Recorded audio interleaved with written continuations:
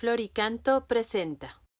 Tanto amó Dios al mundo que a su único Hijo Él le entregó, para que todo aquel que crea en Él no muera, mas tenga vida eterna. Tercer domingo del tiempo ordinario. Escuchemos el Evangelio de San Marcos en el capítulo 1, versos del 14 al 20. Después de que arrestaron a Juan el Bautista, Jesús se fue a Galilea para predicar el Evangelio de Dios y decía: se ha cumplido el tiempo y el reino de Dios ya está cerca. Conviértanse y crean en el Evangelio. Caminaba Jesús por la orilla del lago de Galilea cuando vio a Simón y a su hermano Andrés echando las redes en el lago, pues eran pescadores. Jesús les dijo: síganme y haré de ustedes pescadores de hombres. Inmediatamente dejaron las redes y lo siguieron.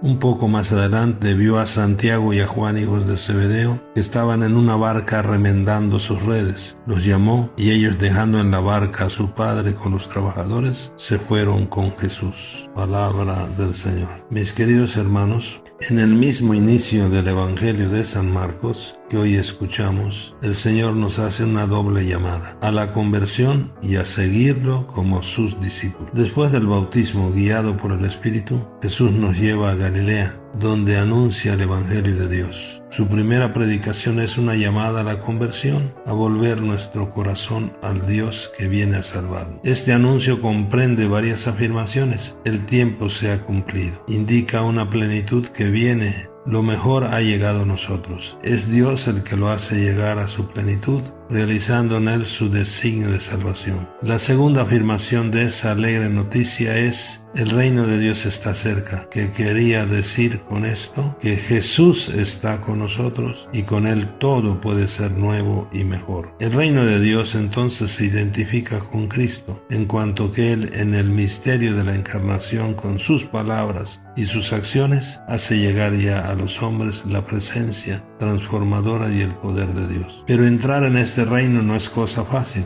Hay que sintonizar con todas las nuevas exigencias que se nos proponen en el don mismo del reino, renovando nuestra vida. En la primera lectura escuchamos cómo los ninivitas se convirtieron con la predicación de Jonás, y San Pablo insiste a los corintios: el tiempo apremia. ¿Por qué? Porque este mundo que vemos es pasajero. A muchos cristianos, mis queridos hermanos, ante tantas dificultades nos parece que el reino de Dios no estuviese cerca, sino con todo esto que vivimos como si estuviese cada día más lejos. Pero no, el reino de Dios está cerca. Jesús está con nosotros, no estamos solos. En nuestras Eucaristías se nos hace de nuevo presente Jesús con su buena noticia. Cada día deberíamos, mis hermanos, ser más conscientes de que para vivir intensamente el tiempo presente es necesario dejarnos encontrar por Jesús, escuchando su llamado: síganme y haré de ustedes pescadores de hombres. Mis hermanos todos, el Señor Jesús pasa también, podemos decir, por la orilla de nuestra vida y nos llama donde estamos trabajando y viviendo. Sí, Jesús busca y encuentra a la gente en el mismo lugar en que vive o trabaja. Es aquí donde se escucha hoy el llamado del Señor. Por eso, ahí cuando ellos estaban en la playa, ahí con sus barcos, remendando las redes, echando las redes, el Señor nos llama. Por eso el Señor no nos pide que salgamos del mundo o que nos encontremos con Él en algún lugar raro o de fuera de nuestra realidad. Jesús nos encuentra en nuestra playa y no nos pide que dejemos de hacer lo que estamos haciendo para escucharlo. Es echando las redes que Jesús nos mira, se acerca a nosotros y nos llama.